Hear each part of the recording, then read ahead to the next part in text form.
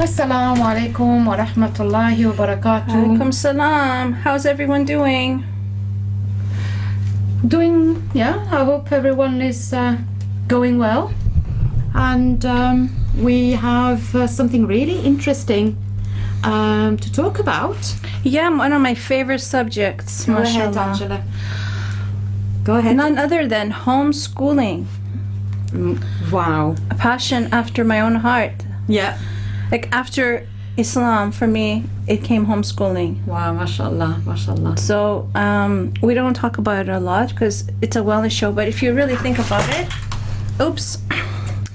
wellness of the family, wellness of the soul, homeschooling can be such a thing. Oh, definitely. Well, wellness of the children. Yes, definitely. That is a biggie, a biggie. So let's get going, Angela. I think we're just going to just listen to you explain how you went about to homeschool, because when you started thinking about it, when was that? Over 20 years ago, and you were in Canada, obviously. Yeah, Canada. But it wasn't very developed. I mean, I remember when in Ontario at the time, obviously they knew they had. I mean, I at that time I never imagined I'm moving to the UK, and I didn't even know anything about homeschooling, such a thing. Because when I was young, I loved going to school. To me, school was like life itself. A door to the outside world. I adored going to school. I had a good time. My love for books came from there because of the library in the school in Canada. So I didn't know anything about it. But as I became Muslim, and then I had kids, then I started seeing potential problems for my up-and-coming Muslim children. And I also had faced such problems, like even though my family is Greek, they did not, like as immigrants, they didn't like to be involved or let us get involved in a lot of activities at school because it was too English or too Canadian, and they saw that as a problem. I'm sure Muslim kids had to face that. So we weren't allowed to participate in anything to do with Christmas, like to go to the shows, like to the Halloween things. Well, that's not a bad thing. But when you're a child and hey, you want to take part into. There's so many things we weren't allowed to do, sports activities and such. So then I said, okay, I loved school, but as I'm raising Muslim kids, I would like them to, as they're growing up, when they're young, not to feel all the time like a foreign in their own country, like, because at the end of the day, they're born and raised here, they're Canadian, yes, they're Muslim, and I don't want them to feel bad against being Muslim, but at the same time, they should enjoy their childhood. And always saying to your children as they're growing up, everything no, no, no, as I was told when I was a child, it causes problems in your psyche, right? Obviously, sometimes you have to say no. It depends how you say no and all of that. But I think the key word you used was always say no. Always, to everything. And I could see potentially going to a public school that would be like, I'd be feeling like as a parent, for their sake of raising Muslims, how I would possibly have to constantly be telling little kids who are, they don't understand the world. They don't even know who they are yet. They're not. I didn't want to raise kids who had dual personalities, one at home, one at school, which happens to a lot of kids, a lot of immigrant children, a lot of children whose parents don't like what's happening in public school. In state schools. Well, now so public school, that's a very different thing in England. Yeah. So then I just looked into it. I started looking into what could I do. I looked into a local Islamic school. At the time, I only had 2 children. It was too pricey for me. There was an offer for one kid to be able to go, and then the other one wouldn't. And I thought, well, I wouldn't want to do that either. I didn't think it would be fair. The relationship between the siblings might suffer down the road, so I didn't agree to that. I looked into Montessori, and then one day a sister she did like a get together at her house, and she went to talk about homeschooling. I was very curious about this word. What's homeschooling? Here you guys say home education. So I went, and then as soon as I heard her talking, my brain went exploded, and the possibilities, excited. You can actually do this. It's not illegal. I loved it right away. And at that time, one of my children had already attended pre-kindergarten, which here is, what do you call kindergarten here? Preschool. Yeah, preschool. Well, he was like 4 when he went. Yeah, preschool. And we were looking at him going to regular kindergarten the following year, but then I thought all the possibilities, all the trips we could take, everything we could do together, and they didn't have to be, because he didn't really like going there anyways. He was only a kid, and they do get adjusted. But in any case, I was happy that we found a solution. I was young in those days, like in my 20s, and when you're in that age group, you think so much you don't see the energy. problems. Yeah. There was lots of reasons to say no. All I could think is why we should say yes, why I could do this, because you have a lot of free in Canada, and here too, a lot of free resources. You have the library, first of all. The library is not just a place for books. It has videos, it has CDs, it has little activities you could go and join. So I could only see why we should say yes, especially the younger ages. I wasn't thinking ahead, high school and what you guys call here GCSEs and A levels. So it was a decision that I decided this is what I'm gonna do, and we did. Fantastic. So eventually you homeschooled how many children? 6. Up to what time? What stage? Well, as they were growing up, we eventually moved when the older 2 were in their early teens. So when we moved here, it was oldest was 15, and the younger and the second was 13. We had been homeschooling up to that time. So up to that time, before we came here, we would just do our own thing. We did do like a curriculum to present to an official in the Ontario government, which is like a province in Canada. I don't know if everybody knows the geography of Canada, but it's in different provinces, and Ontario is one of them. And so in another province, actually, the government gives the homeschoolers their taxes. Instead of sending them to school, they give you the money. You just have to comply with some of the requirements they have. Wow. But Ontario doesn't give you the money. So anyways, it was I love to do this. So it wasn't like, I didn't feel like a hardship. It was something I felt we had to do. We signed up for all kinds of museum activities. We would go to the zoo, so I bought the pass for the year so we could go anytime, the museum pass. SubhanAllah, it was like, I love doing it. I love taking them on trips. And as they get older, they need more activities and so what did you do when they were older then? What did they do? Did they go through, so by then the younger teen, the mid-teens, they were here in the UK. So we had came younger to the ones. UK. Yeah. When we first moved here, we didn't have a lot of. We didn't know anybody. All I did was learn online about the legality, and there was this website that I found, Education Otherwise, and that broke down everything. And also, we didn't have to do any deregistration because they hadn't been to school here, so we didn't have to do that. But it was a matter of just like finding activities for everybody. So we had them sign up for karate eventually, martial arts, football for some of them, Girl Guides, Scouts, because it's important that they get it. Homeschooling doesn't mean you stay in your 4 walls and you don't talk to anyone. God forbid you meet anyone and hear any different ideas. We'll go through a few Q&A FAQs. No, you have to. I mean, that's the point. If you're not doing that school thing where they do it for you, you have to take that on. And remember the place we met? Yes, we met at a homeschooling. It was called Adventure Playground. Just the sound, just the name of it was just amazing. It was so far. Otherwise, I would come all the time. Yeah. For you, But, it was far. For us, it was yeah. like so easy to get So to. Definitely, yeah. it was good. But by that time, the older kids, the older two kids were already like older. So my son, we came here when he was 15. So by the time he was 16, he went to college, because I didn't even still then, I didn't understand the system, like the A levels and the GCSEs and the BTech, which he ended up doing a BTech. If we had known, because if we had known about how the system works, because we had no one to explain it. I mean, and you don't know what questions to ask if you don't know what you don't know. Yeah. So he went to do a BTech.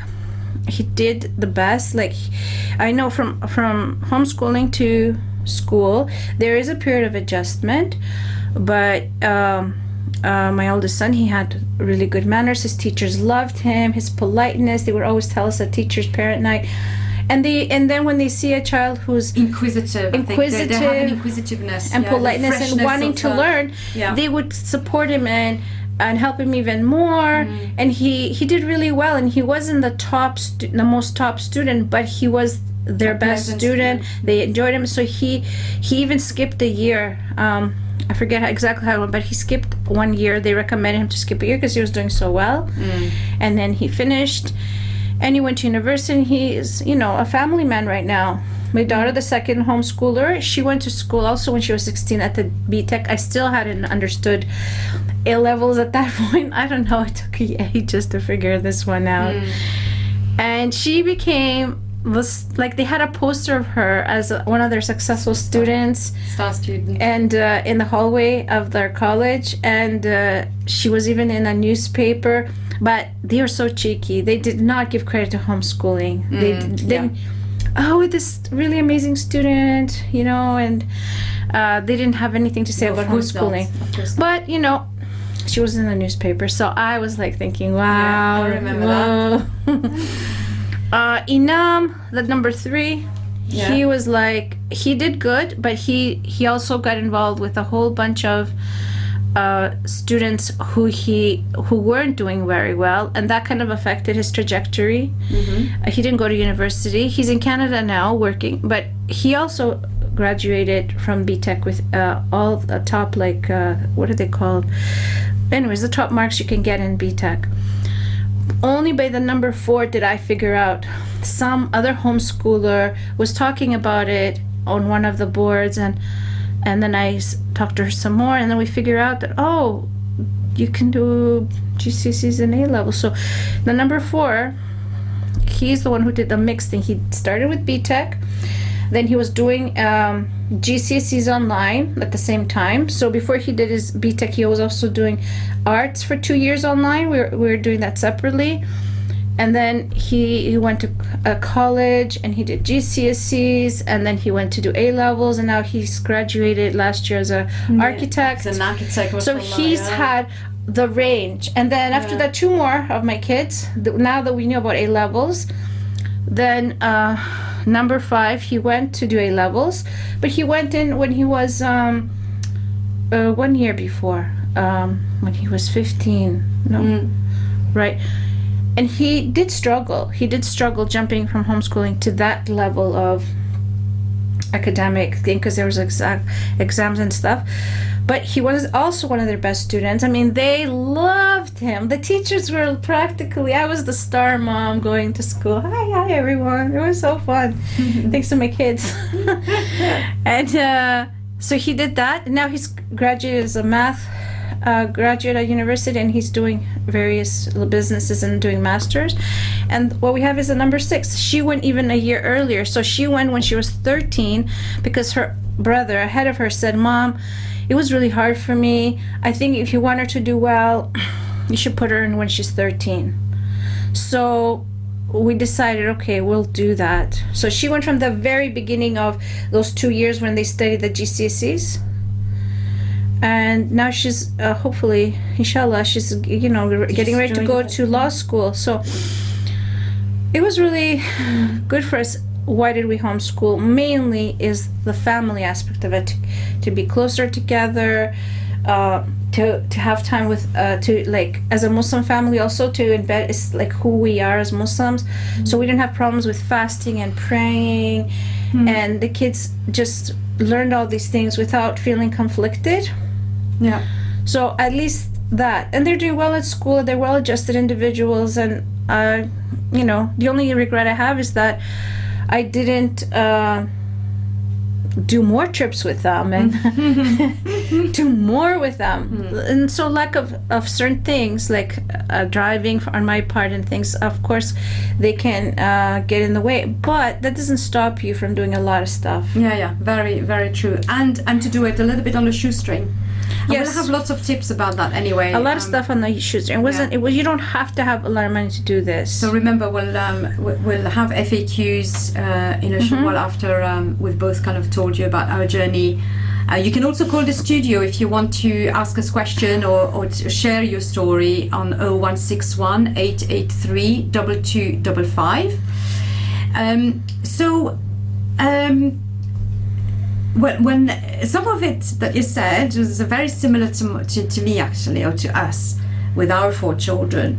We started with an eldest son who was in reception. Well, he actually started in preschool, nursery. So that's the word, reception. Pre-kindergarten is reception. Yeah. So that's when this is the start of school here. But when you're 4 in England, you're in a nursery. You're in nursery or preschool. That's daycare, I think, in Canada. Yeah. So he started there because that's what you do, right? That's what we had thought about homeschooling, to be honest, but we weren't sure about it. We had heard about it. I'd already met a family who was here in Manchester homeschooling, but we were hesitant. We were quite worried, and I think a lot of people who listen to us probably think it's quite scary because all of a sudden you have the responsibility, but because we've been raised in this idea that only the authorities can do things well. But hold on a minute. From the age of 0 to 5 until your child goes into reception, who was teaching the child? As in, to feed themselves, to do the potty training, to do the puzzles, to put the blocks into the right place into that the parents box. Who exposed them to outside, took them outdoors, etc. You. Yeah. So how come from the age of like 4.5 or 5, all of a sudden you're unable? No, that doesn't make sense.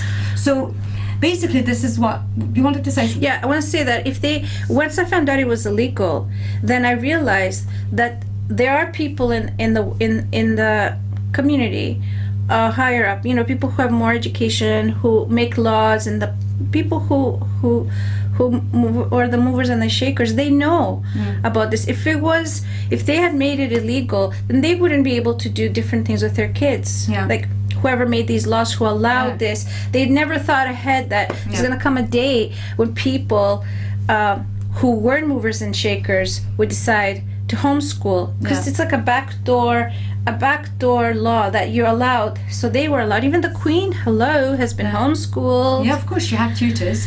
So exactly. So basically, this is what we did. We sent him to a small Islamic school, private school, and we thought it's kind of a bit of the extension of family. They went to went to preschool. He'd made a really good friend.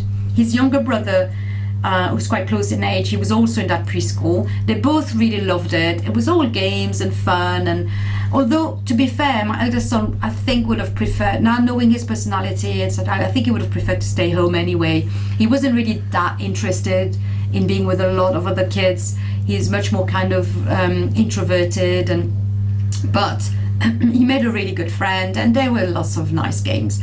So obviously, naturally, when his age came, 4 years and 7 months or 8 months or something, that was the age, he went to reception. It was in the primary school of that same structure.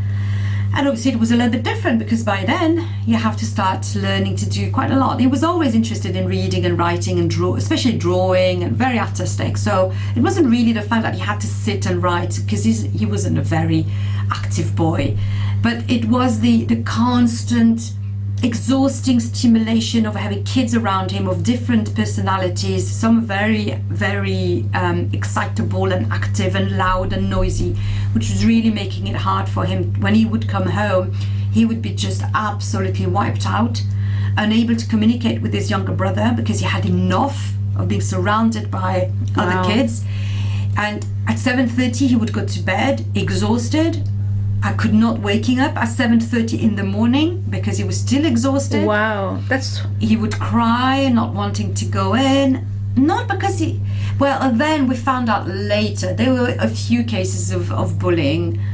Not nasty, but nasty enough to upset him. But he didn't He's a sensitive know. young man. He did not know it was abnormal, that behavior. He would not get picked for football, so he felt a bit that he wasn't the popular boy because he wasn't very sporty, not really, you know. So there was a lot of little things like this that in a school setting can be upsetting.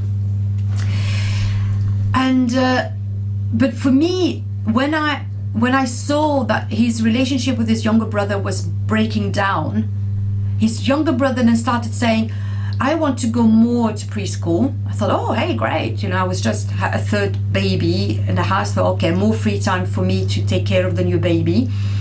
So I went along. But there, I could see that, you know, he was wanting his older brother's attention. And his older brother was like, just leave me alone. I need to be by myself, do my own little things, play with my cars and my Playmobiles and things, you know. And they would play together, to be fair, but you know, I could see there was really kind of an exhaustion, and he started crying about going into school, etc. But some would say that's a normal behavior. Yeah, but when you see that it doesn't actually gets better, you know, there's a problem. But that was like the manifest, some of the symptoms for us on our end. We're thinking, hold on, but this is not really what we want for them. We want, like you, develop this bond with his siblings, to be together, and for me and my husband to spend time with them and expose them to the world, and be there when they discover the world with them, you know, to really to guide them first of all, but also just to share that with them. And there was no need really for them to spend hours sitting down and filling in sheets of maths equation, you know, calculations and stuff. Yeah, there was no need for that at that age. So like you, we thought, okay, let's do the primary school. So we removed my son, and lo and behold, the second one said in September, when it was time to go back after the school holidays, to go back to preschool for another year, he said, I don't want to go. I said, oh, I thought you loved it. He said, no, I've got everything I need here. Listen. And I was like, yeah, so definitely my inkling that the relationship was breaking down, and now that they're together again and spending time together, that's what he wanted, that's what he needs, that's why he, you know, wanted to go away from the house a lot, because there was nothing for him to do. But now that his brother's back home, yes, I choose this. And so that's it. That was the start of our journey. I have to say, I had a big knot in my stomach. I was really, really worried that I was going to fail them, because there's so much pressure.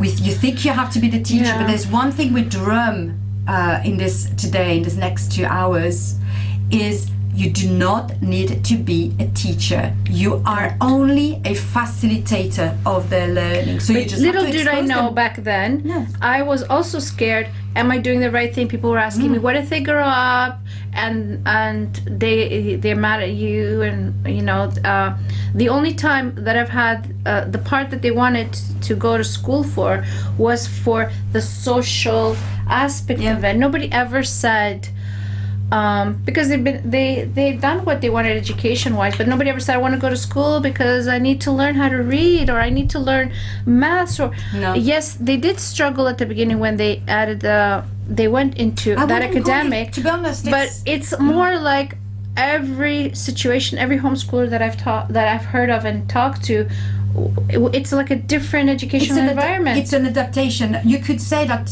children who were in school and go into homeschool struggled as well at the beginning. I wouldn't say it's a struggle. I think it's just a period of adaptation. You're right, but they see it as, because the school environment can be so toxic, and it is toxic at school by the time they get into high school and stuff, because of all the dealing with other people and all their issues, because at that age a lot of the students are going through so many social problems that they feel like maybe they were hard done by because they didn't know what to expect socially. I think this is a big difference between the French system and the English system. There are so many exams here. It starts at the age of 10 and it's crazy. In Whereas Canada, they France, don't have so many you exams only really either. have one big exam. It's the equivalent of the A-level, the baccalaureate, and it's when you're 18. You're so much In more Greece mature. also.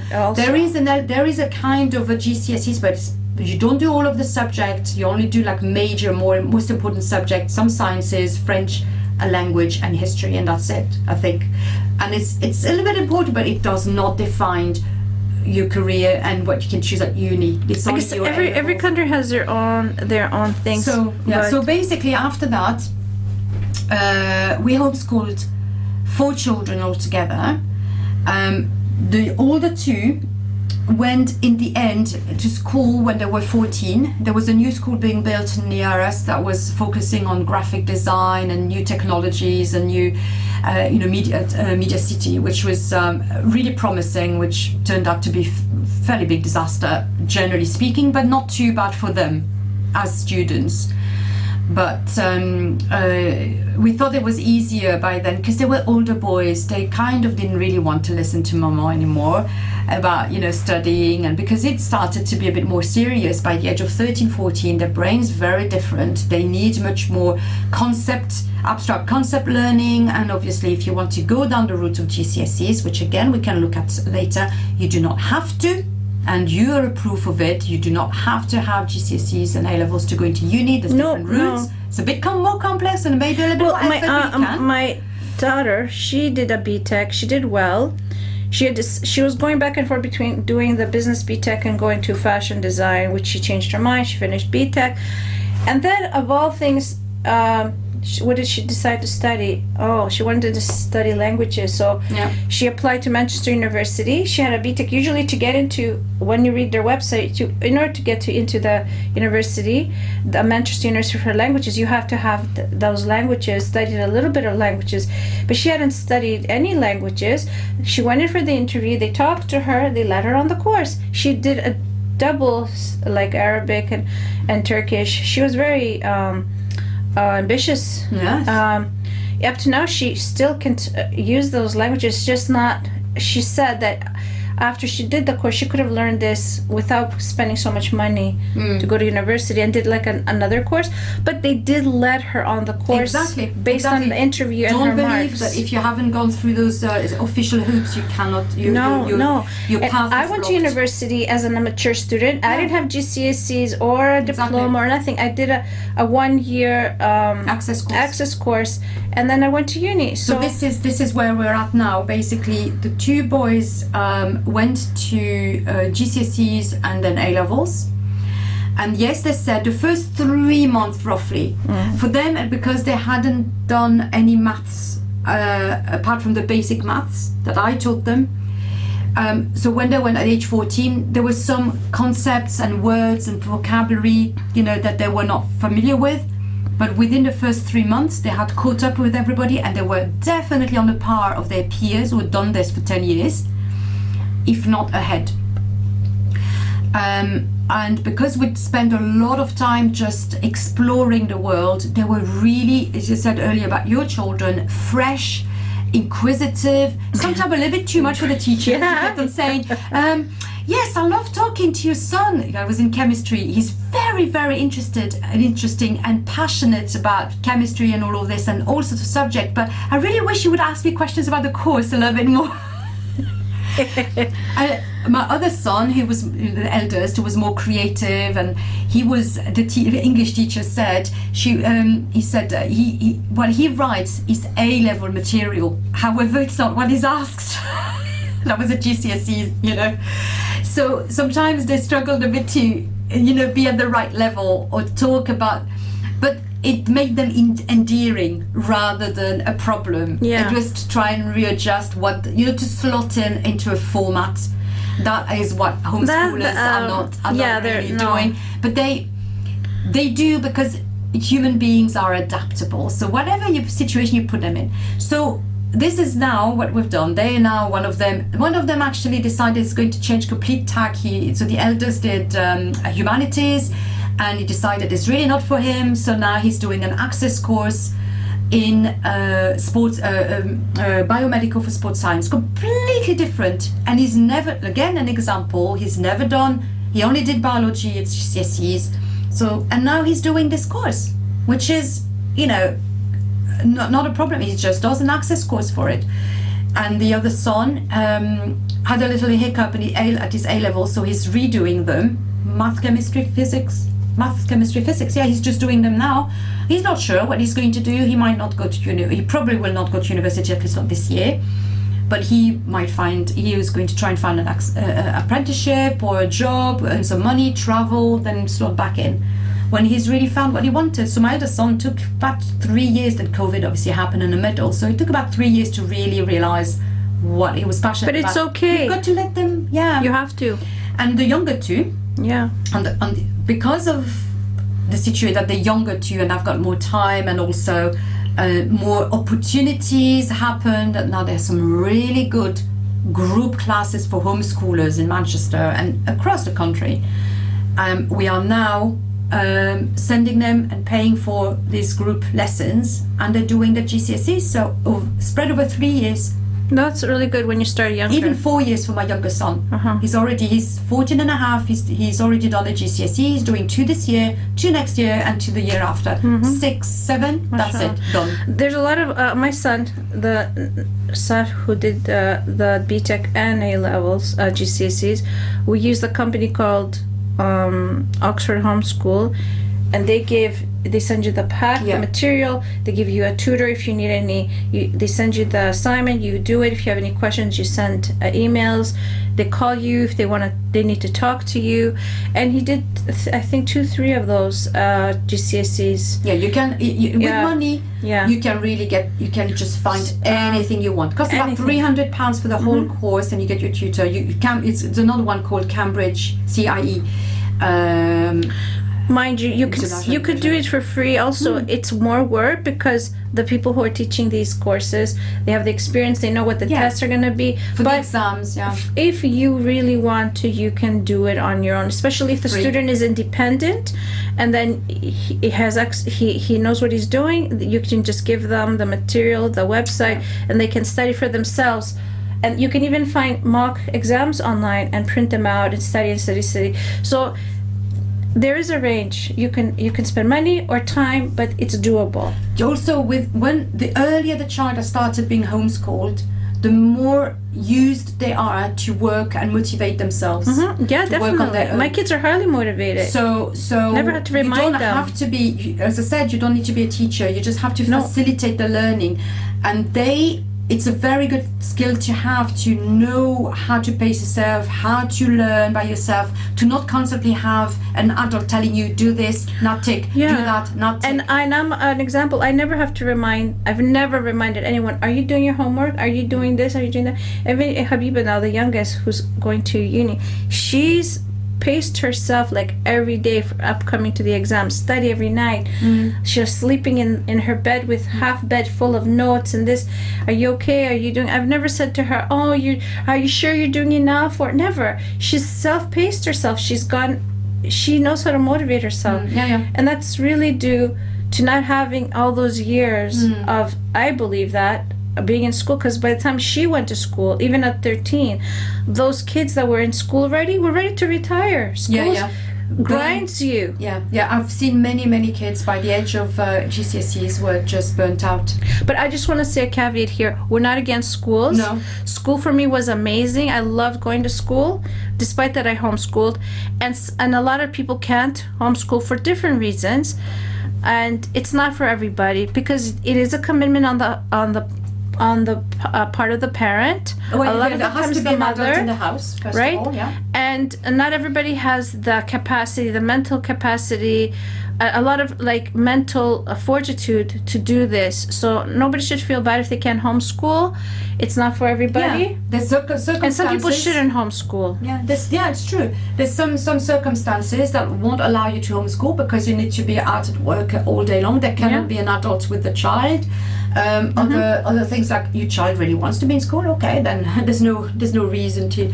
But there are children who are really struggling, and who are in terrible distress, emotional, mental distress, because of school, because of bullying, because of the stress, because of difficulty with teachers, because of how the school works, and every day we have. What I think is knowing that you can homeschool is good, because if you're, as a parent or as a kid, you feel like going to school, there's no way out.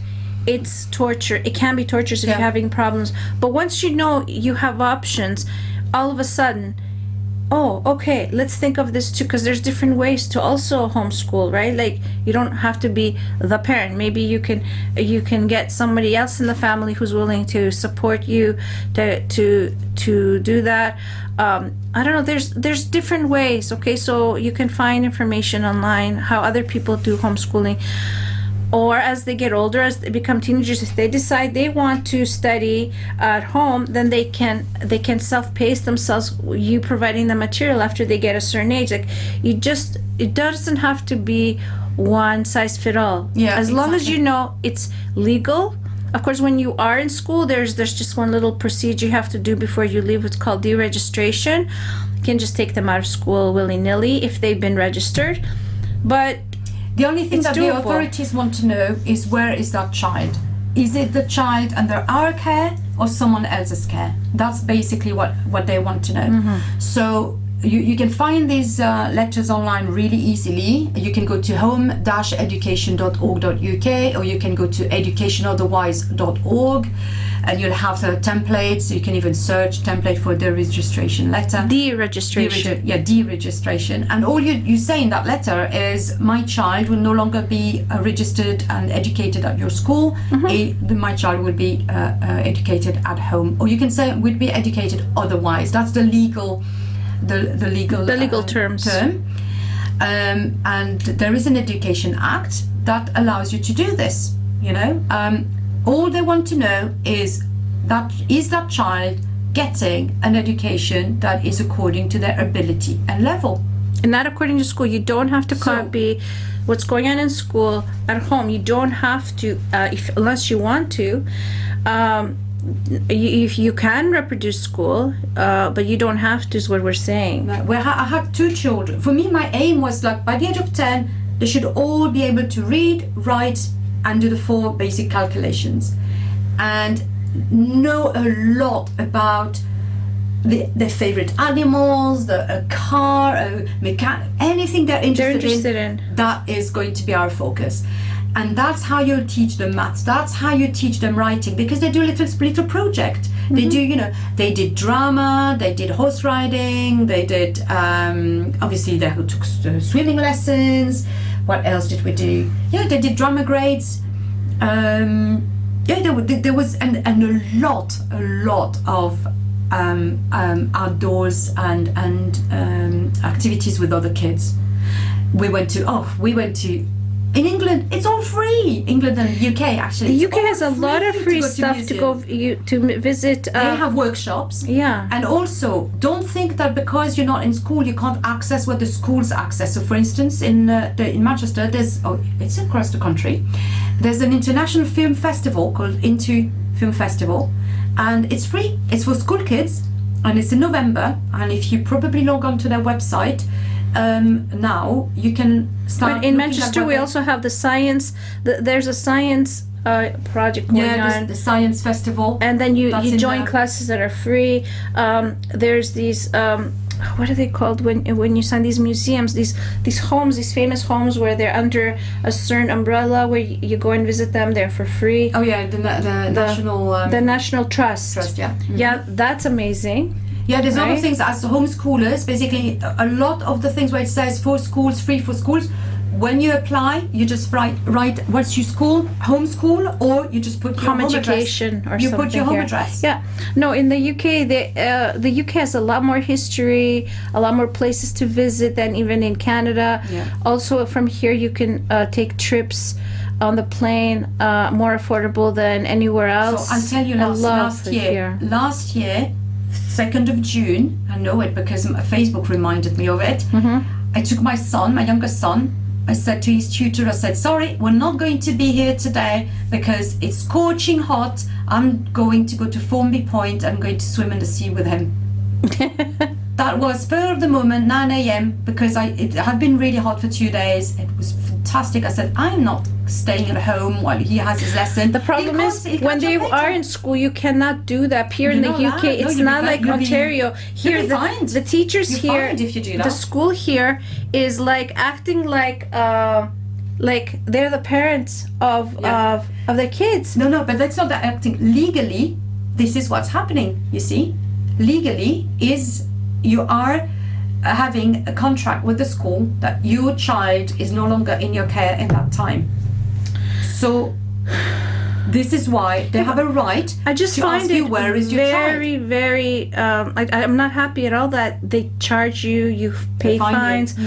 That it's your child, and but you should be able to take them out. You have to be aware this is an implicit contract with them. If you send your child to school, so as long as you're aware of that and you're happy with it, then go along with it. But it's so there are things like this, spur of the moment trips. Exactly, you can do that when you're home educating. You save a lot of money, as you said, by traveling off peak. Yeah, we would love to go to the museum when kids are in school, so we have more time to look around, and the kids have more like they can fulfill their inquisitiveness. And also, you know what? There's another thing as well. There's two things as well I find in the homeschooling community was extremely positive. A child that was asking a lot of questions to the facilitator of, say, a workshop was never looked down on for being the teacher's pet. On the contrary, all the kids were like this. Most of the kids were like this. They wanted to be the one asking the question. Go ahead. Second, there is still virtually no awareness in a positive way of a neurodivergent child or SEN or whatever, because there's no label. So to give you an example, one of my sons, they used to do a PE session with a group, and once in a book the word autistic came, or Asperger. It was Asperger, or it was a description of a character that had Asperger's, and said, "Oh, Mama, what does that mean?" And so I explained. I said, "Oh, this is what it is." In general terms, there were about 10, so I didn't go into too much detail. But just this is what happened. I said, "Oh, by the way, do you know that your friend from PE, he's actually Asperger's?" It's like, "Oh, really?"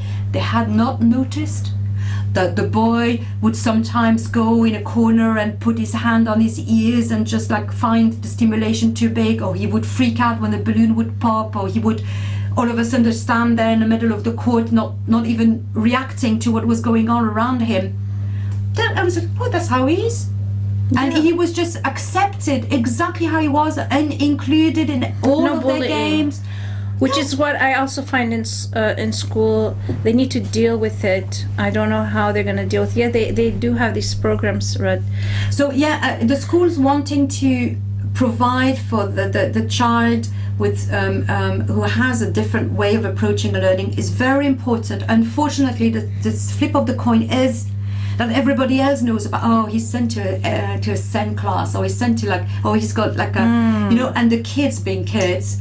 They don't like if it's made too different. They like we have to be with the ones who look like normal inverted commas or the middle of the majority of people, and then you have the peer pressure of making fun of others, and that is really a toxic. I think schools have a lot to learn from home educators.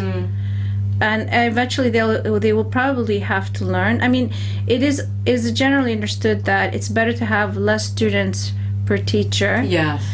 But the whole system, the way it's built, it's problematic, and eventually they will have to face the questions. It's a lot less rigid than the system in France, where everybody sits in rows, 30 kids in rows facing the blackboard, whiteboard now. Also, that sounds like in Greece. The teacher teaching the class, and you just have to accept whatever. Here, it's more kind of. Often they put the kids in especially in primary school, like around tables facing each other. That sounds a lot like how it was for me in primary school in Canada.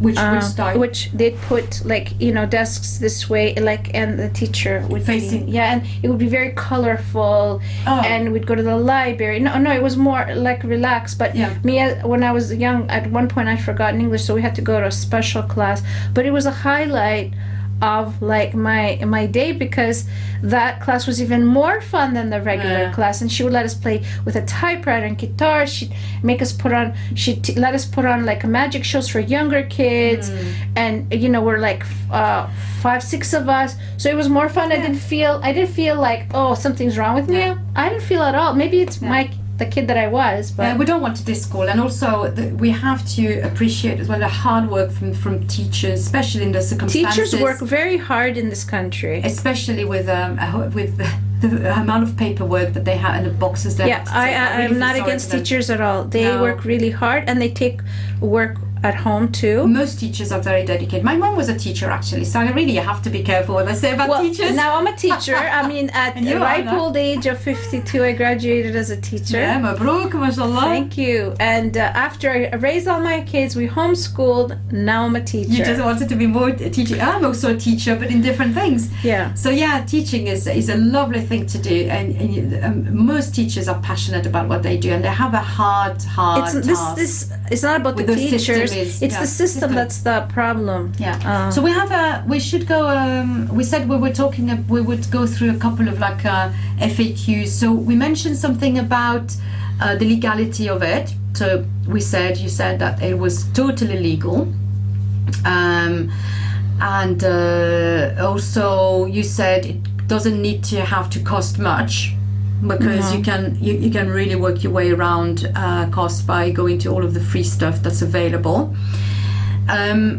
Also, a question that comes up, Angela, is about benefits. Does that affect? No, it doesn't affect. In the UK, it doesn't affect your benefits. If you're homeschooling or not homeschooling has nothing to do with it. So anyone who wants to homeschool and they're claiming certain benefits, don't worry, it won't affect your benefits at all. Has nothing to do with it.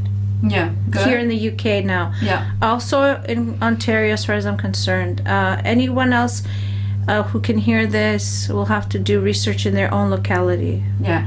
We also said that you don't have to take any of the exams. Certainly you do not have to make them take SATs, because SATs are exclusively for schools to assess their own level of teaching, if they do a good job, and for the league tables. So you absolutely do not have to think about SATs when they're like about 10 or something.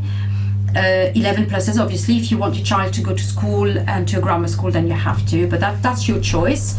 GCSEs and A-levels, it's the easiest route, obviously, but you can spread them over several years. You know, their kids are start taking their GCSEs at the age of 12 if they're ready. 12, yeah, that was the amazing part that I found out. Yeah. Be strategic. Don't make them take a maths GCSE at the age of 12 and then they want to do it at A-levels. They'll have 4 years break without doing much maths.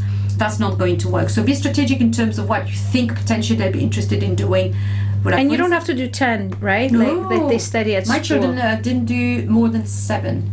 I think they all did about. But 7. even that, I think one of my kids he could do 6. He did like, I don't think he did 5, 6. yeah. Did he do 4 or 5? I'm not sure. Yeah. But he definitely did not as much as they would do in school. No, you don't need to. Obviously, again, strategy. If you want them to do medicine, make sure they do sciences. They do sciences towards the age of 16.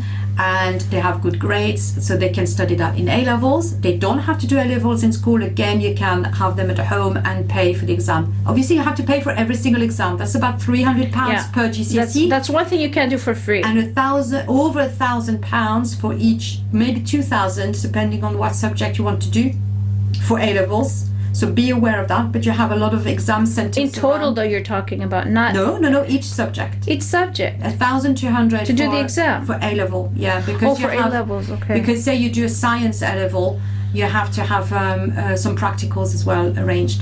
For GCSEs, it's about £300 at the moment in and around Manchester. And there's a centre in Bolton, there's another centre in Burnage, there's different centres you can go to. You have to apply yourself. As I said, there are groups as well, teachers who go to teach homeschoolers. and there's Facebook pages. How you can go for Manchester, Greater Manchester Home Educators, or Home Educators Greater Manchester. There's both of them. Sophia, do we have any statistics of how many homeschools right now are in the UK? It's a high amount. It's like in the thousands. Yeah. Several, I think, tens of thousands of school of kids. And because of COVID, and a lot of people realized, hey, they can do this, or their kids who had special needs got more attention and they saw improvement in their behavior. Yeah. So it's grown exponentially during COVID. Remember, so that's another thing. Homeschooling or home education is not school at home. We'll say that again. Some children prefer a good structure, and yes, we do between 10 and 12 we do this, and between 1 and 3 we do this, and every day, and they like that structure. But most children who homeschool, they prefer a much more relaxed approach, where today I want to do 3 hours of math, and then they don't do anything for another 5 days of math. I have but a they crazy... and sometimes they don't do anything structured. Exactly. They just learn as they go over the along. years, I found out that if you really want, if you want to copy school exactly, whatever they cover in school in the whole entire day from 9 to 3, whatever, you can actually do that at home in about 2 hours, and then done and dusted, put it aside, and the rest of the day. Why? the Because kids- it's virtually one-on-one. Exactly. They take it at their own pace. So some children will go really, really fast. So for instance, I had 2 children who learned to read and write by the age of 4 or 5. I mean, they were just passionate about it. They loved it. And another 2, it was a total opposite. One of them only really learned to read when he was 9.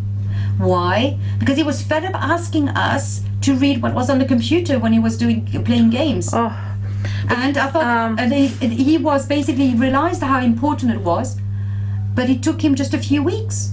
And once they decide, That's it. Okay, I'm going to learn. And he spells really well, and I've never taught him anything. Why? Because he's not stopped reading since stuff on the computer. He's one of those kids from that generation who does not really see the need of a book, because he's got everything. However, I read him a lot of books, and in the evening, and he's reading all sorts of things, but that teach him so that's his approach. Who am I to say it's wrong?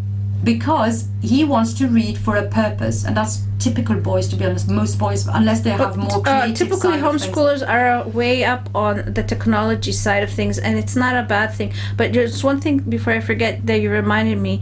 I just want to say, after my eldest 2 did really well in school, I stopped stressing, and then I knew everybody will be fine, because once you know the first 2 did really well in school, and then they were great, and they were teachers. They were at school. Everybody knew them, and it was amazing. Like, I felt like, okay, I didn't ruin them.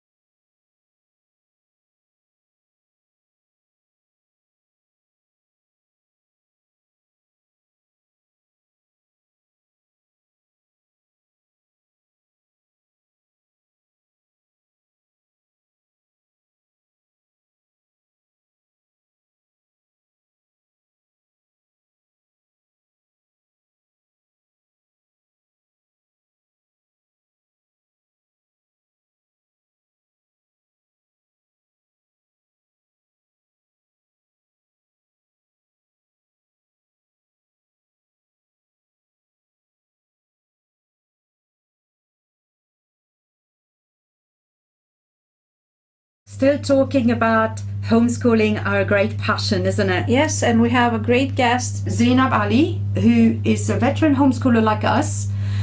We know her personally and very well. How are you, Zainab? I'm fine, thank you, Angela and Safiya. How are you? Yeah, alhamdulillah, we're excited. The three of us, the veteran homeschoolers, reunited. It's really good to be able to talk about this because although, as we said earlier, this is a wellness show, yes, right? We talk about fitness, we talk about diet, nutrition, sleep, all of this, but education it's a type of wellness. It's a type of wellness, especially in this day and age with everything that our kids had to go through over the last few years, with the lockdowns, everything. A lot of parents were faced with lack of wellness in their children, and has revealed to some of them maybe whether homeschooling would be an option. So also I know because I know you personally that you know a lot of things have changed for you in the last sort of year or so. You've got a new venture and everything, so we thought it would be a good time now to explore homeschooling for our listeners. So as I said earlier, you can call the studio on 0161 883 2255 if you wanted to ask us any questions, and also if you want to have any of the resources or links or clarification, you can email us at info@heritageradio.org.uk. So now that this is over, Zainab, over to you. Just tell us a bit about you and why you decided to homeschool. Okay. All right. So I have to take you quite far back in history. So originally, I think it was even before I even had my children. I remember just thinking, I'm just not really, I didn't really look into it very deeply, but I just thought, I can't really see anywhere that really impresses me in terms of schools. So I think what I'm going to do, being really young and really naive, I said, I think I'm going to set up my own school. And it's going to be my own perfect school. So I thought, well, mainstream school doesn't sound really that interesting, that exciting. I didn't have like a fantastic experience at school. So let me go and look at an alternative method of schooling. So I looked into Montessori, and I decided that I would become a Montessori teacher and set up my own school for my own children, and use that route. And so part way down the line, I realized that actually this is a really convoluted way of, if my only aim is just to teach my own children, and that I can just, there's something called homeschooling, which you can much easier to delve into, and you'll have much more control if you're not that ambitious. Previous to that, I had heard of it, I knew it existed, but I just thought, well, this is just like a way for people just, they're just ghettoizing themselves. Why are you just shutting down in your own house and doing this? What's the point of this? But then when I saw teachers at school, actually I was doing my placement for my Montessori, my first Montessori training that I did for nursery teaching, and one of the teachers there was getting so frustrated. She had 5 children in her charge. She was the key worker for 5 children, and she was getting really upset one day, and she just sort of blurted out, people should just homeschool their children at least until the age of 9. And I was just like really taken aback by this statement. And I said, really, why? And she said, I can't cope with 5 children. I don't have the attention and the resources to cope with all of their needs. And I just thought, this is like 3 and 4-year-olds. If we can't cope with the educational needs of 5, 3 and 4-year-olds, what happens when they go to school? And now we're in a class of 30, 35, and one teacher, one teaching assistant. So I really like to look at things very deeply and from both sides if I can before I delve into something. So I went home straight away and just Googled disadvantages of homeschooling. And all sorts of things came up, but nobody had written about any disadvantages. So if there were any disadvantages out there, they weren't on Google at that time. which was like, I don't know, 2003 or 4 or something like that. So I just like started looking deeper and deeper into it, and it just became more and more attractive.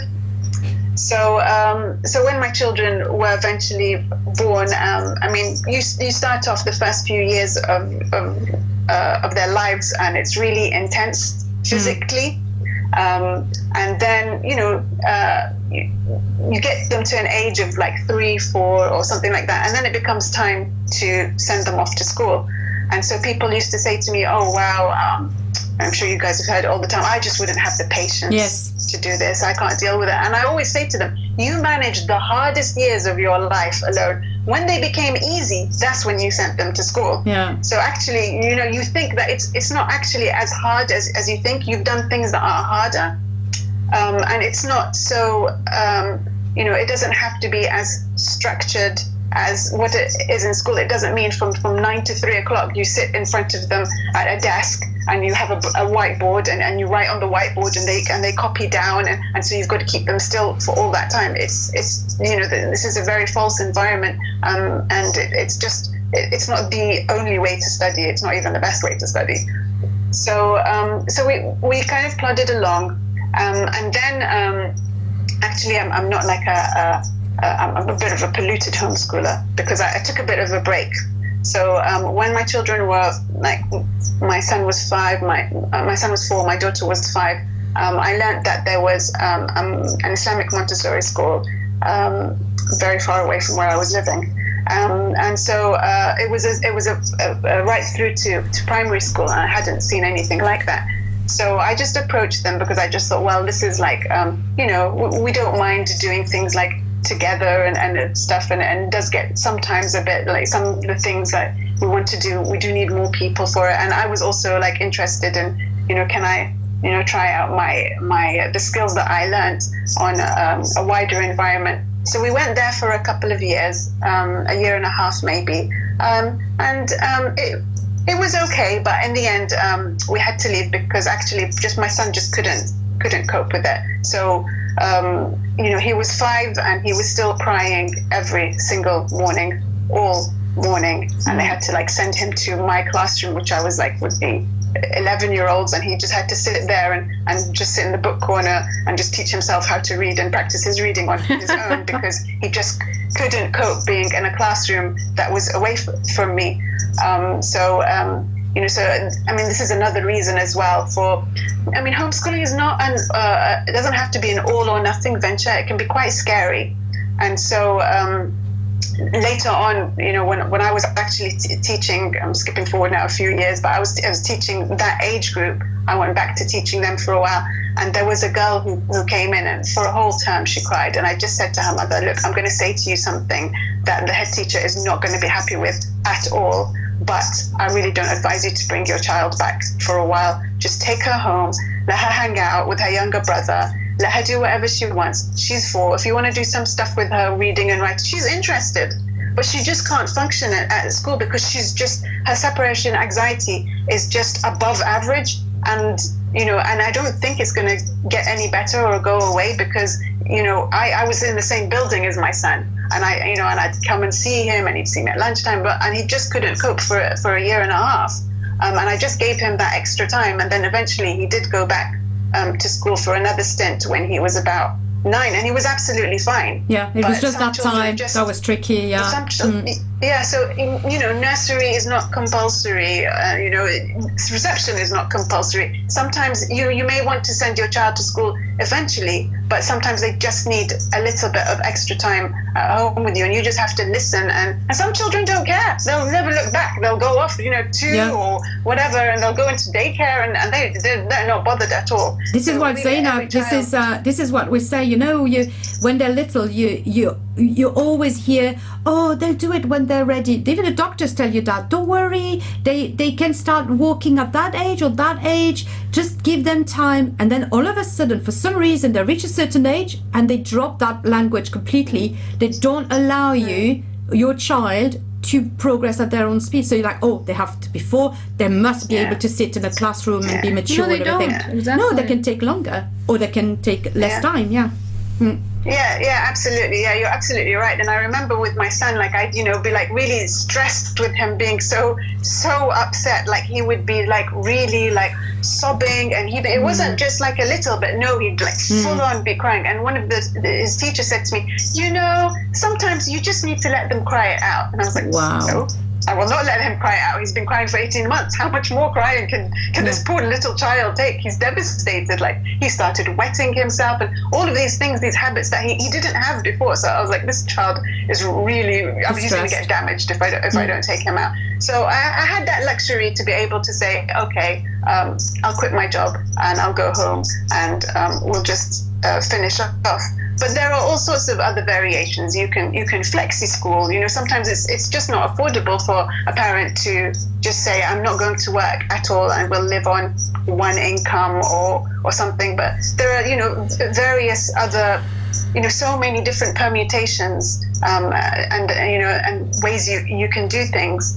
And so it's just really important for like each individual family to be able to negotiate their way through a child's education and not to be made to feel guilty. Every parent does whatever they can do. I remember once my husband had made me meet his friend who was really interested in homeschooling and said, you need to convince his wife to do homeschooling because he really wants to do it and he just needs her to be on board with this. So I spoke to her for like a couple of hours. The men went one way, we went another way, and then we reunited. And so he came back really excited, and he said, so what's the verdict? And I said, I don't think you should homeschool. And his face just fell. And I said, I'm really sorry, but you want her to do the homeschooling. She doesn't want to do it. She's not going interested, to work. Yeah. So she can only do as much as she can do. And if she doesn't want to do it, either you quit your job and you homeschool your children, or you just have to support her in whatever way you can. And you can. There's other things that you can do, but it shouldn't be. And I used to find this a lot that, and maybe you've found it as well. That when you tell people that you're homeschooling, they get really defensive, and they're like, yes, but I do this and I can't. And you're like, Suka, I didn't tell you. I'm just saying this is what I'm doing because you asked me, but no pressure, no judgment, and it doesn't mean you're lesser of a parent or that you care any less. So, we all do what we want to do, and some people just, they need to, there are always trade-offs. And I think also, also just to interject here, when people generally say, oh, I wouldn't have the patience, or I said, remember, when you pick up your children from school, you don't have the same child that you would have if they were at home all the time. Yeah, they're true. Stressed out, they're exhausted, they just don't want to comply with anything because they've all day long they've had to follow someone else's orders. They're super excited, they're maybe hungry, all sorts of things. They don't want to do the homework with you, and you're the witch having, with the whip. You must do your homework because your teacher said. So you have in all aspects the bad job, the bad role. But when you homeschool, it's much more natural. It's holistic. You get used to each other, and you don't have the stresses from the kid being in school, so you get used to each other, and the siblings get used to each other. But when they go to school, it's a different thing.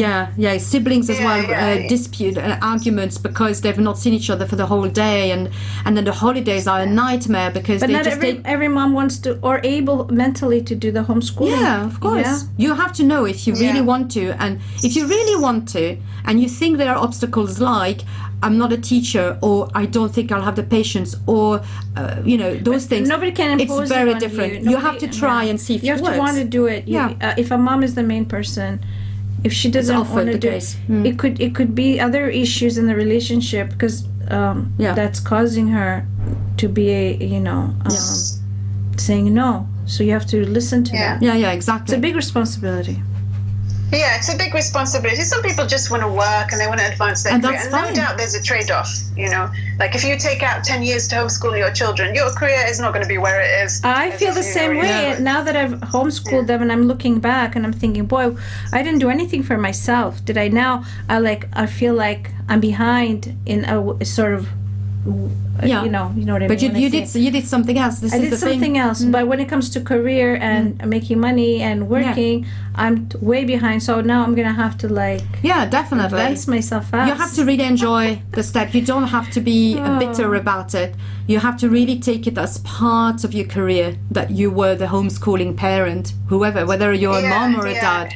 It's just a shame that society doesn't value No, they don't. mothering, so it's just seen as you were just at home, you were just in the kitchen or something like that. You were a housewife. So there's no, unfortunately, there's no value pinned to it. Oh, we were in the kitchen a lot, but that was to bake and do all sorts of fun stuff and chemistry experiments. Yeah, absolutely. So continue. You just reminded me actually, just talking about like the stresses of school. So we left and we went back to school, and I went to work, and I took my children back to the school we were in. And so by this time, and then we stayed again for. My children stayed there again, I'd say about another year and a half, and then it sort of fell apart again because of bullying and just politics, and it was very, very difficult. But when my daughter came out and I said to her, okay, we're at a crossroads now, what do you want to do? I think she was about 11, 12, she was just at the beginning of year 8. And I said to her, what do you want to do? I can put you here in like, another school. This looks like a nice school, a nice Islamic high school for girls or something like that. And she said, I just need a break. I need to be de-schooled at home. It's just so much. It's so intense, the social interaction. And after about a year, 6 months, she said to me, I just didn't realize at the time, but when you're at school and you're that age, just coming up to teenagers and probably beyond, you have to wear this mask all the time when you're with your peers, and you have to be extra loud to get noticed, and you have to be so flamboyant and so talk, and it's so exhausting, and everyone's vying for attention because there's always this big gang and group, and it's just psychologically it just takes such a toll. And it was nice for her to be able to step back from that and just relax and be herself and see, and she's a very very sociable creature. Yeah. Much, much more than me. But even she was like, sometimes I just need to see one person at a time. It's just too much to have all of these faces all the time, and you just have to be performing like the whole time. You have to be acting. It's just not as, it's just we forget like how difficult it is for children at that age. And, if we're in a group as adults, there's not so much pressure. But at that age, there's such a big pressure to conform and to be funny and to be popular, to be cool and to be in. And it's just, I really feel sorry for these children. And then you add to that the pressures of bullying and no matter how. So is that like socialization then? That's about socialization. That's the big question we get asked all the time, isn't it? How about socialization when you're homeschooled? Yeah, I mean, definitely. If you homeschool, you miss out completely on bullying and all of these social things that are so important. You don't get to be crushed. Yeah. And your morale. But I still haven't found anywhere that's been able to successfully deal with this problem of bullying. It seems to be so inherent. I don't know why, but children in this gang mentality, on their own, they're lovely. You just put them together, and they just become like a mob, and this hierarchy just emerges, and it's just so difficult. I don't know if there's some kind of natural sequence or order to it, or like determining who's the who's going to be at the top. But it can be really, really challenging and can go really, really unnoticed. And this is what I found about homeschooling is that a lot of, as we said, a lot of people ask us about socialization, and yes, it's they can socialize a lot when they're home educated, but it's on their term. So if they're in a group and there's a child that is really being difficult, which can still happen, but it's much more rare, they just remove themselves, or they don't like a teacher, a tutor, they just change tutor. There's different ways of socializing. They socialize with kids of different ages, different backgrounds. They adults, even a lot more adults are present in their lives. So the richness of social interaction is much, much greater than in a school where they always interact with only the same age group. Yeah, and there's also the other thing as well, which is really unfortunate, is that when you're in a school environment, sometimes there's sort of like a prisoner and a guard mentality with the teachers. So that it doesn't happen all the time, but it's really easy to slip into that mode of we are the teachers, and we are above you, and we will not, we will just treat you like you are some kind of farm animals to be herded, or something like that. And it's just, and now my daughter's just gone off to college, and so it's a different environment there. It's much more relaxed and easy. But when she talks to her new friends about their experiences at school and how frightened they were of approaching teachers, and like the simplest thing, like she got there and she was like, "Where's the prayer room?" And then she just went up, to reception and demanded a prayer room. And the girls, the Muslim girls that were with her, they were like pulling her back, and they were like, "What are you doing? You can't speak to authority like that. You can't just ask for a prayer room. In our old school, our Muslim teacher told us, just pray at home. Please don't cause waves, don't cause ripples, don't ask for these things. You'll get us all in trouble." So it was just, and it was just so punitive, and they just can't believe that she has the confidence to go and demand and harass and say, "No, I want to speak to you. No, this is not acceptable. No, I won't have it for 5 minutes on this time when I'm in a lesson. You need to keep it open all day." And they were just mortified. They were like, "How do you speak like this, to people in authority?" And that's what school.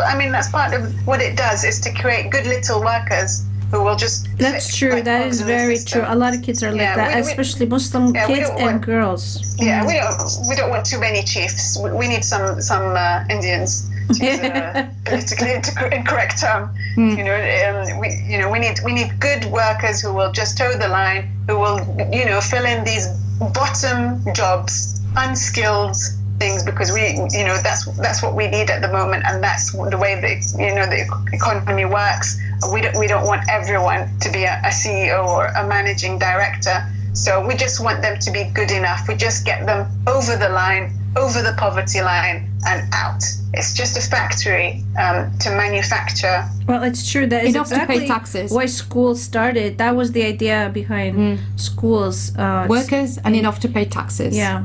And so we could talk about the history forever, but well, we had the things there now. We found out, didn't we, some years ago, exactly what was taught in public schools. Elite schools, and it was very, very different than what is taught. Can you tell us something about that?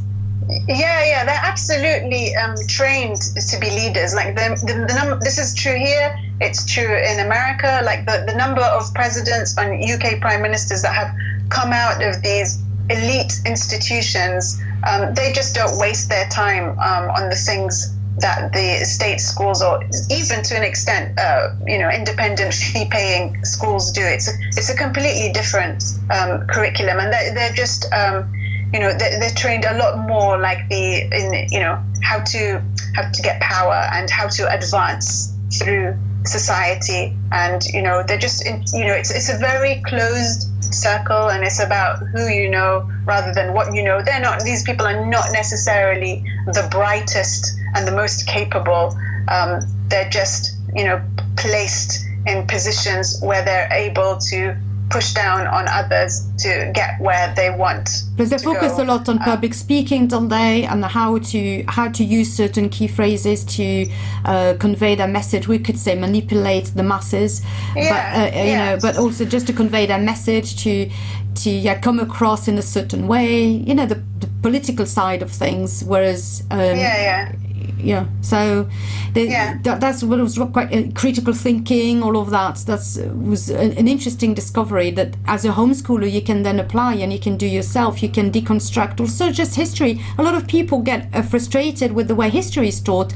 Black African history, all of this. Well, like, come on, it's high time we redress the balance. Islamic history, civilization, this is not really taught you can't expect in state schools. To be taught at school, though. But that's what you have to do it. Yeah, exactly. So when you're homeschooled, you can really teach them all of those things that are close to your heart much more easily. So my question, for instance, Zainab, would be like, in terms of, because I'm putting myself in the place of a listener who's got children in school and maybe struggling in school for different reasons, and maybe considering homeschool or discovering it.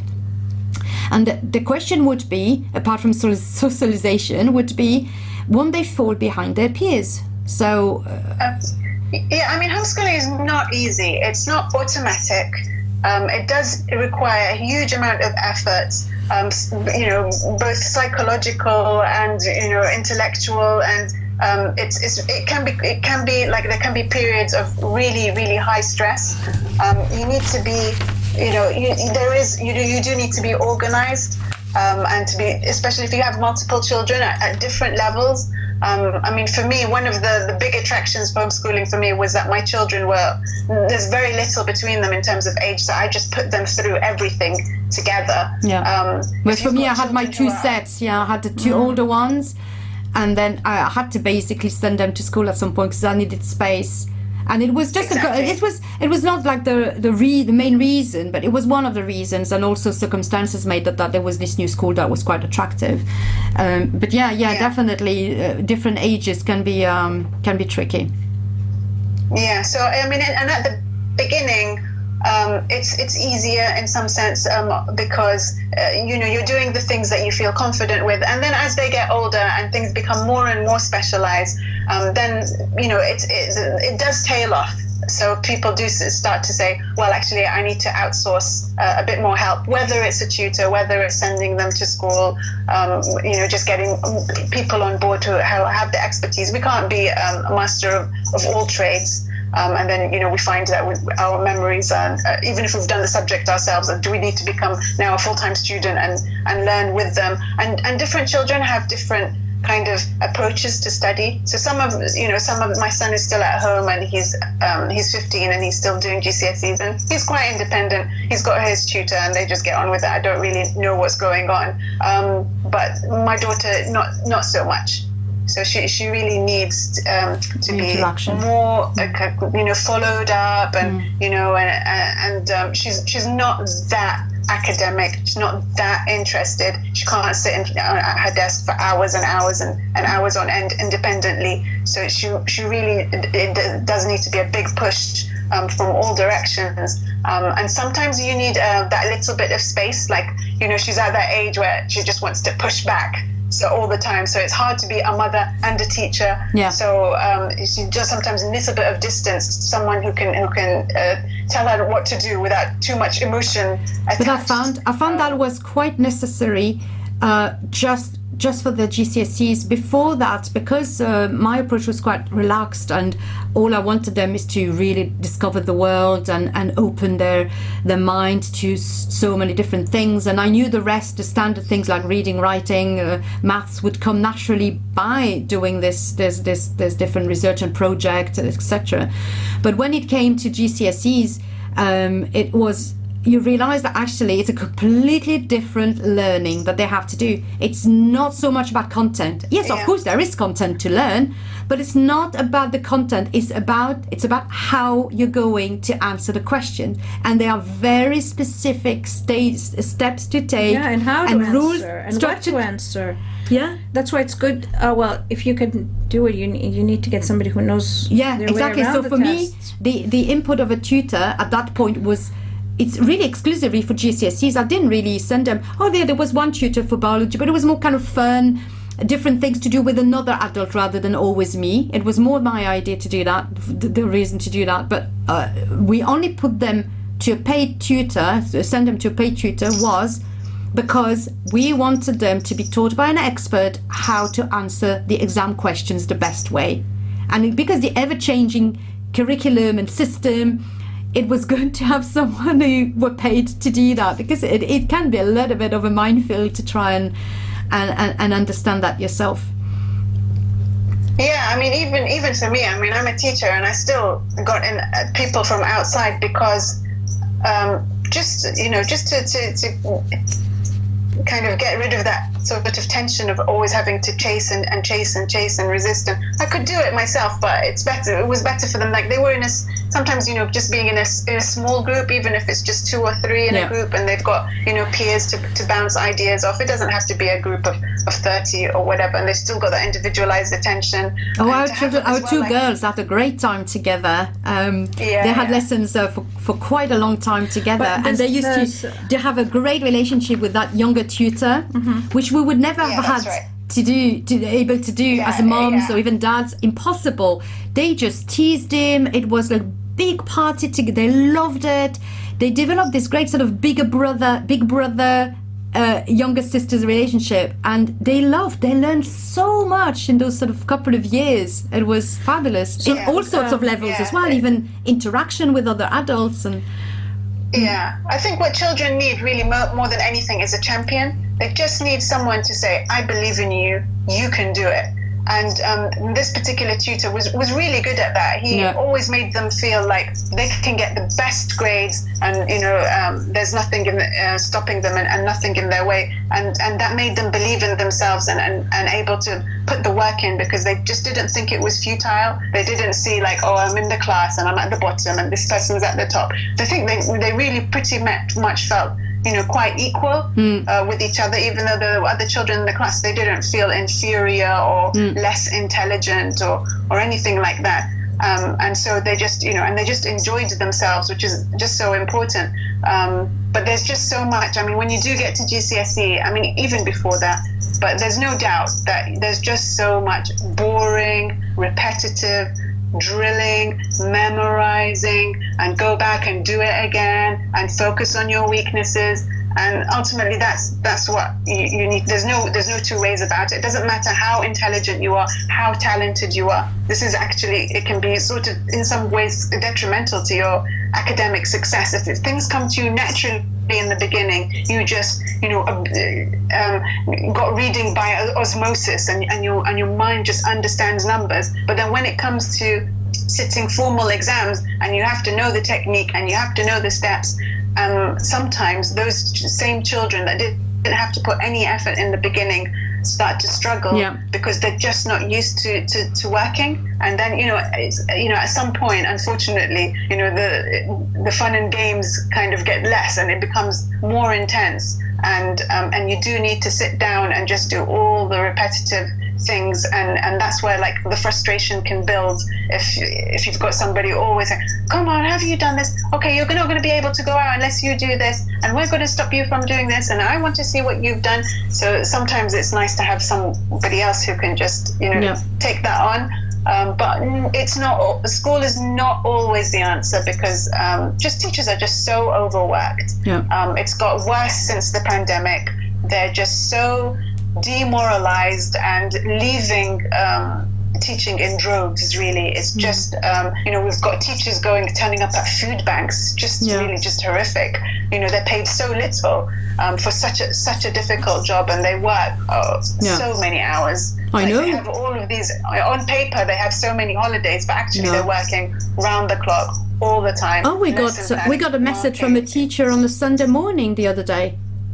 Because of the exams, now the pressure, they are just... They also do so many things that they shouldn't have to do. So just before we move on a little bit more to talk about more about what you're doing right now, there's always something, discussions we have about growth mindset, isn't it, versus, fixed mindset. Can you tell us a bit more? Because I think that's quite crucial as well to explain why homeschooling can be beneficial. So the biggest barrier to learning is not IQ, EQ, or any of these things that you can measure. It doesn't matter what your inherent intelligence is. It doesn't even matter where you are. So even if they put you in those best public schools or the most elite institution, or how much money is thrown at you, whatever resources thrown at you, the most important barrier to learning is your own belief in what you can learn. So we create these kind of false barriers for ourselves and say, this is my limit.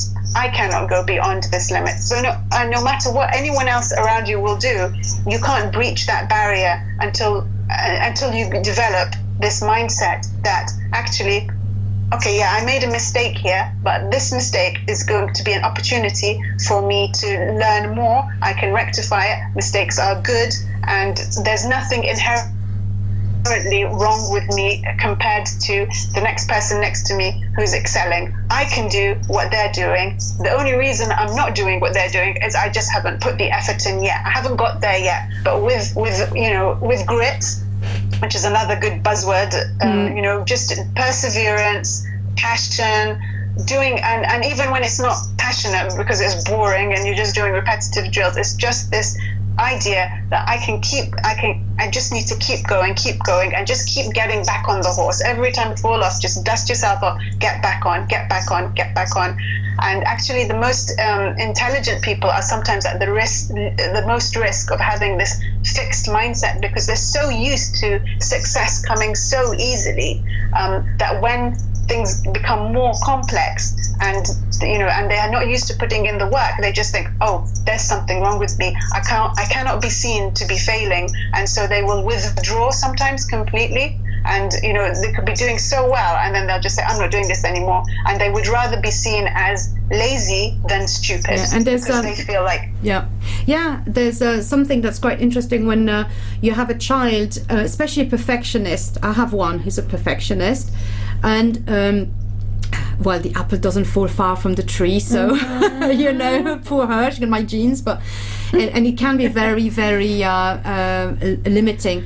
So one of the things that you have to do with children like this, or if they have started to develop a bit of a fixed mindset because they're seen as clever, naturally clever, the worst thing you can do for them is to say, oh, you're so clever, because they feel like if they make a mistake, they're not clever anymore. So what you have to change it into is, oh, I love the way you drew, say they're learning to write, I love the way you drew that A, you wrote that A and that O, I could see you really paid attention to stay between the lines, whatever it is, okay, say this is the example, rather than saying, oh, your handwriting's beautiful. Because that's so general, and they feel it's like something that they have in their genes, and if they all of a sudden don't make a mistake in that, that's it. It's a total failure from their part. But if you focus on the effort, then you teach them with effort comes good things. Yeah, absolutely. Yeah, praise the effort, praise the process. And the end, is, it's neither here nor there. Well, you'll get there eventually. You just keep going through the process, keep trying your best.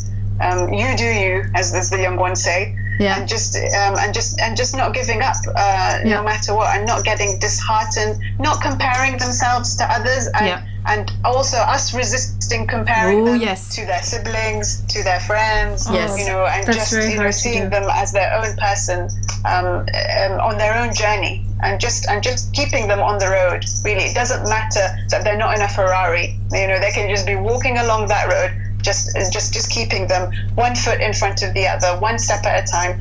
Have your ambitions, have your long-term goals, yes, definitely, but don't get frightened by them and say, I can never get there, and just stop at the foot of the mountain and say, there's no way I'm getting to the top, so I'm not going to even try, I'm just going to cross my legs and sit down and just watch everyone go past. No, it doesn't matter. The person who's running up the mountain may fall off, and then you may overtake them. Just keep doing whatever you're doing at your own pace, and it's really difficult. And then as you get into adolescence and you have these other things to contend with now, like they're going through this emotional turmoil, and really the number one thing becomes, well, actually I need to make sure that my child's well-being is okay, above and beyond everything else. And sometimes that could mean taking a step back from the academic pressure and just saying, okay, it's okay. What's the worst that can happen? Let's go to absolute worst scenario. You don't go to university. You don't pass your exam. What's going to happen? Really, you're safe. You're loved. You're not going to die. You may have to take you may have to take some time out, have a gap year, do an extra year, repeat. It's okay. In the grand scheme of things, you are not in mortal danger. And teenagers are just on this high, they're always on the tip of the precipice, always thinking they're going to fall off. Everything's always highly charged, their emotions and everything, and it's very difficult to negotiate that and try just to keep everything in check and in balance. Yeah, that's so true. I keep on telling my children, don't worry about it. And now I have examples, as I said earlier. Angela's got lots of examples of that. You know, if you have something in mind, and also for you might not know what you want to do when you're 17, 18. It's too young for some people. And so, take a gap year, or you try a course, it doesn't work. Unfortunately, in the UK, it costs a lot of money, but you could potentially do that.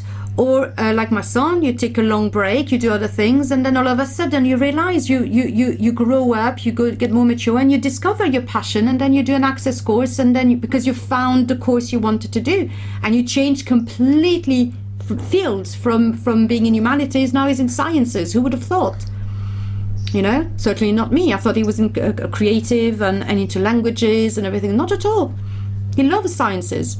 So 18 is too young, I think, for anyone to know. Sometimes they without do know. Life experience. Your son always knew he was going to be an architect. Yeah, he was good at drawing and all stuff. And at first he dabbled with the idea of doing Japanese art.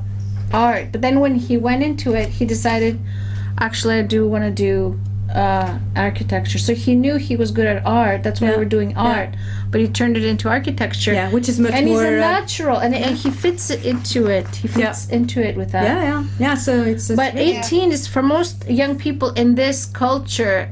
They're too immature to know what they're gonna do, and it's a waste to get the money, to borrow the money to go to university, and then when you know what you want to do, it's too late. I think there's a. Go ahead. Sorry. Zainab?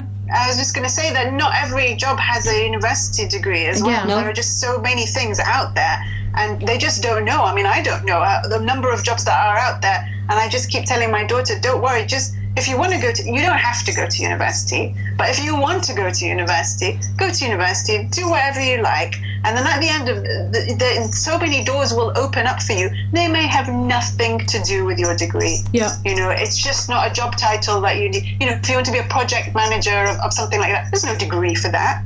Yeah. But, you know, you can see that, your personality is, you have a leadership personality or something like that. How do we nurture that at university? I'm not sure that there is a degree for that. So just go do what you're doing. Just start working anywhere, and you will get headhunted. People will see your skill and they'll see your ability. Just keep going. Just don't give up. Whatever you have to do. And there is more than one way to skin a cat. You can go through an apprenticeship. I was going to say that before. I thought, the radio. That's good you said it. Definitely. There are more and more avenues opening up for young people. It's not like before, like you must do A-levels and then you must go to university. No, there are different qualifications, more vocational qualifications that you're able to, try your hand at working in them. So my daughter now is doing a new qualification called T-level. So it's in education. So she's been able to work in that field as well, and she's done it for a year, and then she's decided, actually, I'm not sure that I really want to be a teacher. So I'd rather you found that out now than in year 3 of a degree, and then you've wasted all of that time and money and then had to retrain as something else. But she learned a lot of skills during that course, which are transferable. Yeah, absolutely. This is the thing, they should never see it as a failure. Mm-hmm. It's on the contrary. No, everything you do, as you said earlier, it just teaches you certain things, either about yourself or skills or whatever, and that's transferable to anywhere else. Yeah, absolutely. And she'll always have that qualification to fall back on. If she ever needs it, she can just go straight away into a nursery, and she'll be like a qualified nursery teacher. Which will be useful when she starts homeschooling her children. Sorry, all that skill will be useful when she starts homeschooling her own children. Yeah, absolutely. She said it herself. She said, I've learned so much she said, now when I go out into this, and I just see children in the street or gatherings or something like that, I know how to speak to them, whereas before they were just these little aliens and I had no idea how to interact with them. And she said, I just find myself, like, as soon as I meet a child, I just start teaching them, and I just feel a bit embarrassed, like the parent must be thinking, like, what are you doing? Like, I just walk up to them and I start, like, giving them instruction and say, now tell me what color that thing is you're holding and how many are there, and it's just become natural. And I really wish that as part of our education at school, we were taught how to parent. Yeah. We just, it's just, we're not given any skill. You just, just as if it's something automatic that you know how to do, just because you can biologically produce a child. You don't have a manual with them. You don't get them with a manual. Most of the stuff we need in life are not taught in school. It's trial and error, a lot not of even error. Business and like she said, parenting, anything. They don't teach us. No, they don't teach us real life skills, the things that we're going to need. And then we're just faltering and fumbling around in the dark and stabbing around. And we just have no idea, sometimes to the detriment of those poor children. Our guinea pig's the first one who's always resenting. I was the guinea pig, I wasn't. You're just experimenting on me. Yeah, definitely. That's natural. They're the ones who open the door. And then the last one, the fourth one, is like, oh, look, he's doing all these things we were not allowed to do. He's so young at his age. And I said, yeah, sorry, that's the way of the world. The youngest always get. Yeah. But that's a nice transition. What you were saying about growth mindset and all of that. I had a little snoop on your Instagram account. So you're going to tell us a bit more about your new venture. But it was interesting to see all these little videos of your social media account manager, and she's doing all these videos and she's talking about her own journey, wanting to be a doctor, and how she had so many hurdles along the way, and she eventually did it. So I thought that was really sweet to be like so candid about her own journey and explaining how, all sorts of circumstances and as you said, just don't give up, persevere. So tell us about what you're doing now. What is exactly? So as I said in the introduction, Angela said you were the director of MyStarTutor. It's a brand new venture that you've started now that the children are a bit older. Tell us about it. So it's basically a tutor and student matching service. So we have about 700 tutors of all descriptions who teach everything from, the youngest Key Stage 1 children all the way up to university level and beyond, and other things as well. We have a swimming teacher. I'm really not sure how it's going to work online, but it's all online. But we have, music instructors and, exercise instructors, basically a tutor for anything that you can dream up.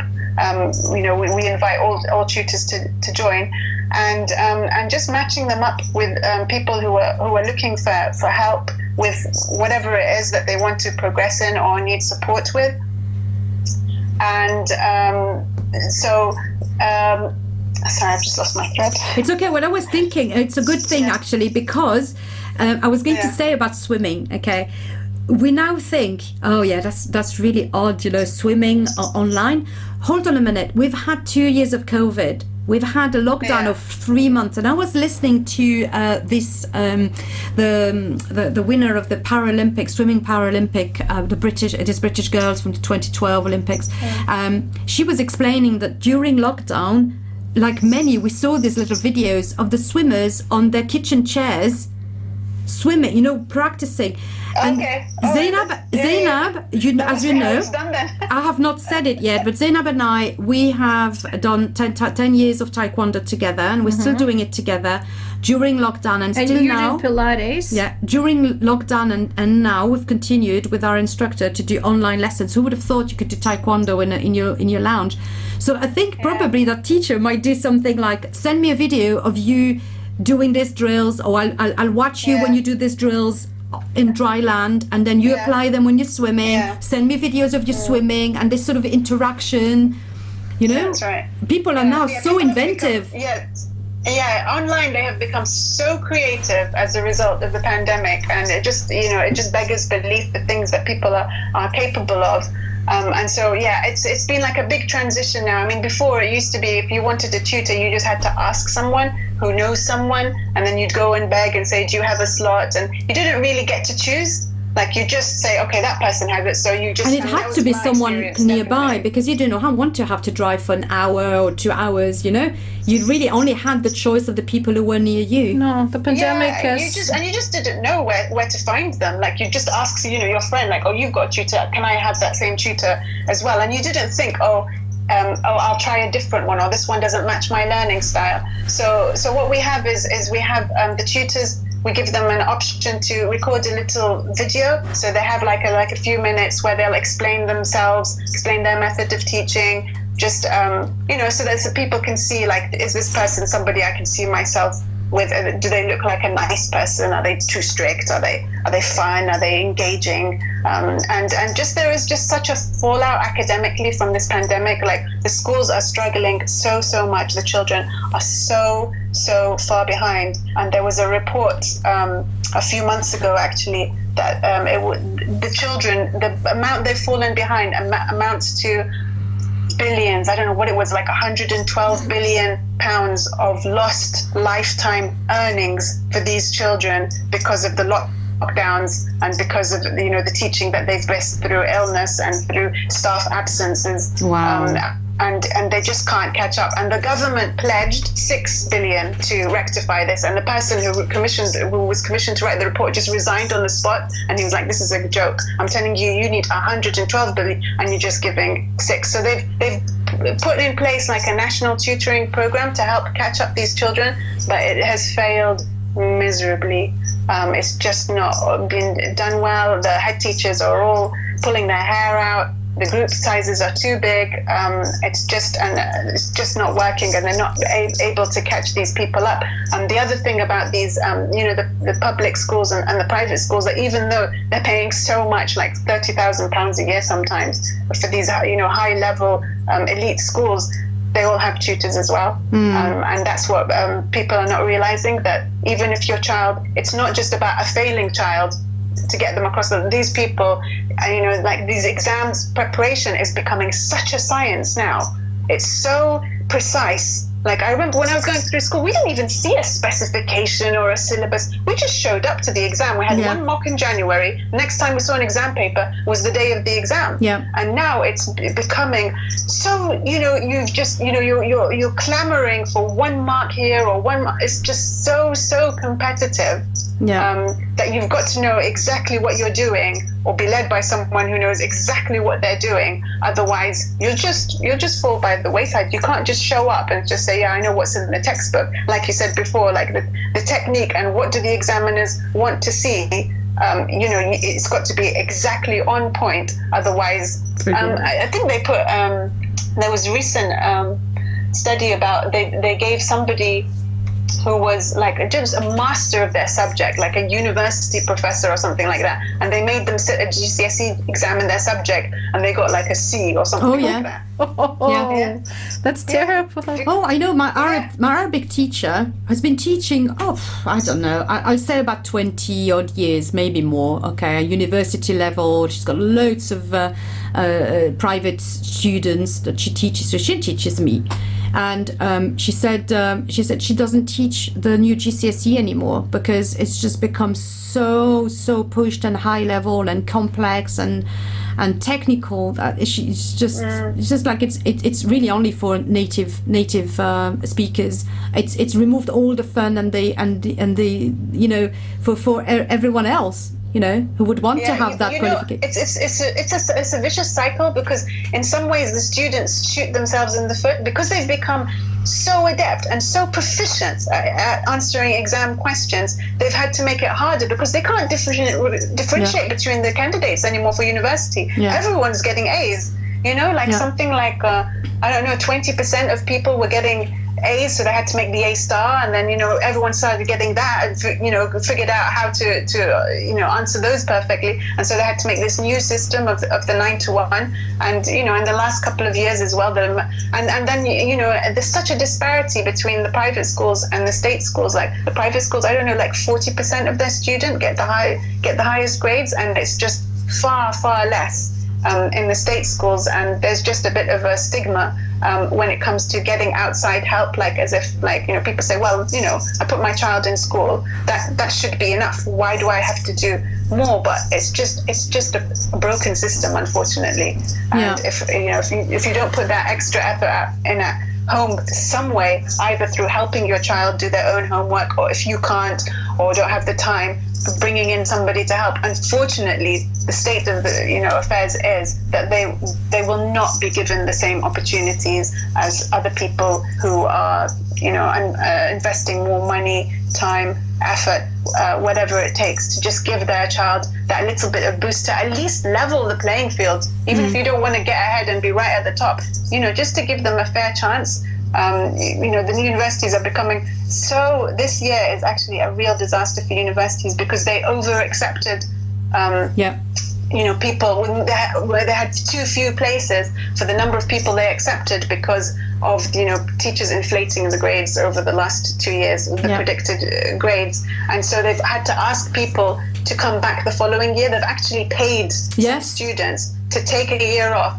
to come back the following year. So this year people are really going to struggle to find university places, and actually for the next 5 years it's going to have a knock-on effect that there will be less and less funding for places because they've spent it all in the last 2 years just trying to absorb like all of these extra candidates, and it's going to have a knock-on effect. So it's just going to become more and more competitive, and there's just so many factors as well, like things you wouldn't think of, like a population spike. Like we're going now, like the last few years, there was a dip in 18-year-olds, and so they got into university quite easily a couple of years ago. And now we're going through a spike.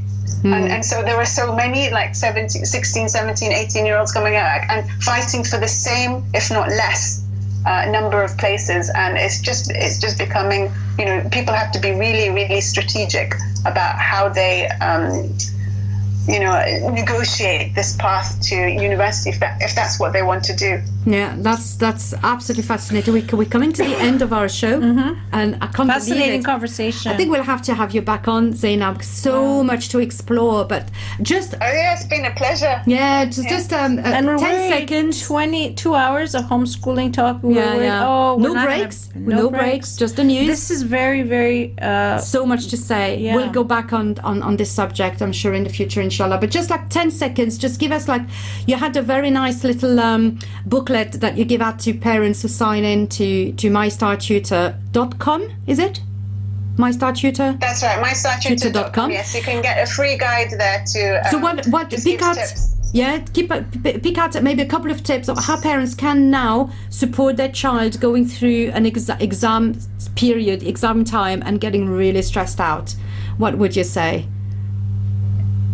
I know it's quite hard. Just keep talking to them. Don't ever assume that they don't need help, even if in the past they've said I'm okay. Just keep the conversation going. Always check up on them emotionally. Don't intimidate them. Emotionally, make sure that's number one. Just make sure their well-being is good before above and beyond everything else. If that's not good, then nothing else. Remind them, failure is a way to learn. It's not the end of the world. Yeah, absolutely. You need to think of, you need to believe it as a parent as well. Too many parents, it's either you succeed and you're an A-star student, or you're nobody, and that has to change as well. Well, really, Angela, absolutely amazing. And I love talking to you, Zainab, or listening to what you have to say. Thank you very much. I'm sure very, very enjoyable for me. It's gone past so fast. Yes, inshallah, we'll have you back on, and we're very late for the news, but I'm sure you will all forgive us for that, because that conversation was fantastic. Inshallah, may wishing you, praying for your success and your business, and for your children as well. Thank you very much. Assalamu alaikum wa rahmatullah. Assalamu alaikum, everybody.